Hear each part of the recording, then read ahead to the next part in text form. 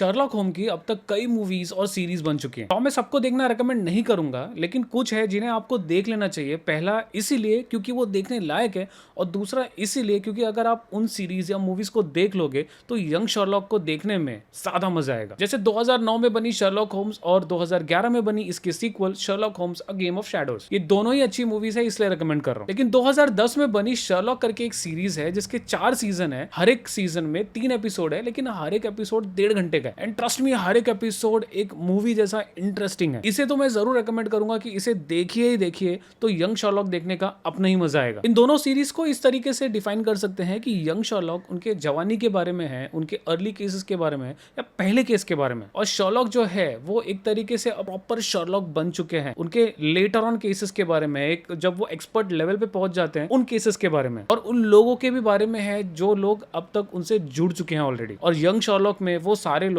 उनसे जुड़ना अभी बाकी है। और इसीलिए कह रहा हूं मैं कि शर्लॉक सीरीज को पहले देखिए, उसके बाद में यंग शर्लॉक को देखिए। ट्रस्ट मी, मजा आ जाएगा। और ये दोनों ही अवेलेबल है प्राइम वीडियो पे, जिसकी मेंबरशिप आते हैं 2200 में पूरे साल के लिए, मगर आप पा सकते हैं सिर्फ 99 में पूरे महीने के लिए। कैसे, ये जानने के लिए इस वीडियो के डिस्क्रिप्शन में दिए गए व्हाट्सएप पर तुरंत कॉन्टैक्ट कीजिए। यंग शर्लॉक जैसे कि सीरीज का नाम है, फोकस करती है शर्लॉक की जवानी पर, जब ये अपने नाम से और काम से फेमस नहीं थे। ये एक ऐसे मर्डर में उलझ जाते हैं जिसे जब ये सुलझाने की कोशिश करते हैं उतना ही ये उलझने लगते हैं, और इस उलझन में इनका पूरा परिवार आ जाता है। माँ बाप, भाई बहन, और सिर्फ एक दोस्त। एक ऐसा दोस्त जो आपको तभी इंटरेस्टिंग लगेगा जब आपने शर्लॉक सीरीज देखी हो, जिसे एक्सप्लोर करती है सीरीज जिसका नाम है young Sherlock season 1।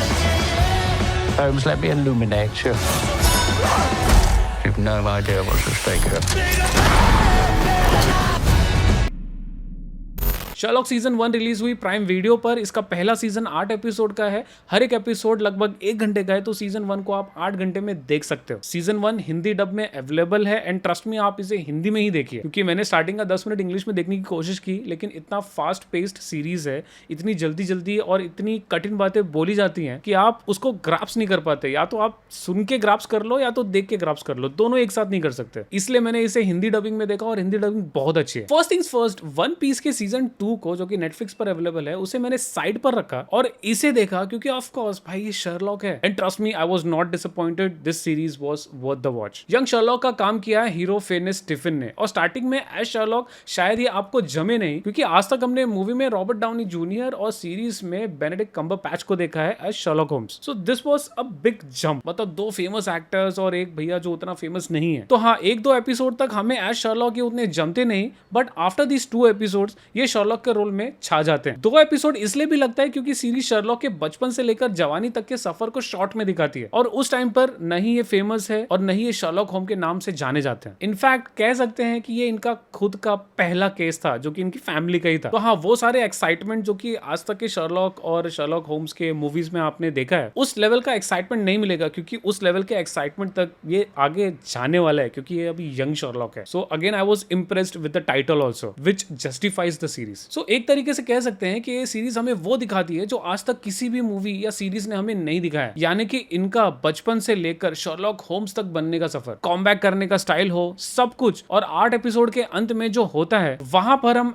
Actual Sherlock Holmes से मिलते हैं या हमें मिलाया जाता है। तो एंडिंग भी सीरीज की अच्छी थी। एक चीज अच्छी लगी कि सीरीज में तो स्टोरी मेनली शर्लॉक और उनके परिवार पर फोकस कर रही थी, बट सिर्फ एक ही स्टोरी में हमें उलझा के नहीं रखा गया। वी हैव शर्लॉक, उनका पर्सनल लाइफ, फिर उनकी बहन को लेके मिस्ट्री। शर्लॉक के डैड के बारे में मैंने कभी भी नहीं सुना था, तो उनके बारे में भी जानना इंटरेस्टिंग लगा। जेम्स मोरारिटी का कैरेक्टर, मुझे लगा कि एंड में कुछ कमाल या धमाल या कुछ ट्विस्टिंग करेगा, नहीं किया, बट कुछ ऐसे तो जरूर चीजें दिखाई गई एंड में कि जिससे हमें लग रहा है कि सीजन 2 में तो ये धमाल करेगा ही करेगा। और ये मैं क्यों ऐसा बोल रहा हूँ, ये आप जब शर्लॉक सीरीज देखोगे तभी समझोगे। इसलिए शर्लॉक सीरीज मस्ट वॉच है, जरूर देखें। कांस्टेबल लेस्ट्राड के कैरेक्टर को नया नया दिखाया गया, ज्यादा इनका शर्लॉक से बॉन्डिंग नहीं दिखाया गया, आगे जाके होगा। जॉन वॉटसन का कैरेक्टर तो मिसिंग था इसमें, क्योंकि वो अभी तक डेवलपमेंट में आए नहीं है, वो आगे जाकर आएंगे, उनके दोस्त या असिस्टेंट बनेंगे एक तरीके से। जाइन सेंग एज प्रिंसेस गुलुन रियली अपनी छाप छोड़ देती है सीरीज में, लेकिन मुझे सबसे ज्यादा अगर पसंद आया तो वो था शर्लॉक और मोरियार्टी का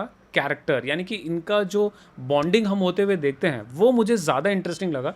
और मैं चाह रहा था कि सीरीज थोड़ा इनके बारे में और कुछ कवर करे। तो हमें थोड़े थोड़े हिंट दिखा दिए गए हैं कि मोरियार्टी का कैरेक्टर एक्चुअल में आगे जाके क्या करेगा, बट कुछ खुलकर नहीं दिखाया गया। एक मिस्ट्री बनाकर रखी गई है। आई थिंक इसे सीजन 2 में एक्सप्लोर किया जाएगा, और किया भी जरूर जाएगा, क्योंकि सीरीज जिस नोट पर एंड होती है ये तो हम क्लियरली देख लेते हैं कि भैया इन दोनों के अंदर ना कुछ चुल है जो कि सीजन 2 कवर करेगी। सीरीज के वीएफएक्स और लोकेशंस बहुत अच्छे थे। 1800s इंग्लैंड का एक बहुत ही अच्छा नजारा देखते हैं हम थ्रू आउट द सीरीज। चाहे इन लोगों का पहनावा हो या इनके घर, सब आपको इंप्रेस करते हैं। सिनेमाटोग्राफी टॉप नॉच थी। एक चीज जो शायद आप नोटिस नहीं करेंगे वो ये कि इस सीरीज के ओपनिंग टाइटल ट्रैक में सीरीज से रिलेटेड हर एक इंफॉर्मेशन दिखा दी जाती है। हर एक वो डिटेल जो सीरीज के लिए इंपॉर्टेंट है या एक हिंट है मिस्ट्री सॉल्व करने के लिए, वो सारी चीजें दिखाई जाती हैं। चाहे वो मैच बॉक्स हो, घर हो, स्टेयर्स हो, प्रिंसेस का कैरेक्टर हो, चाबी हो, स्क्रोल हो, शर्लॉक की बहन हो, साउंड रिकॉर्डिंग डिवाइस हो या बटरफ्लाई हो, end of course last but not the least title track सुनने में भी अच्छा लगता है। ओवरऑल कहूं तो अगर आपको एक decent fast paced mystery series देखनी है तो ये सीरीज आपके लिए,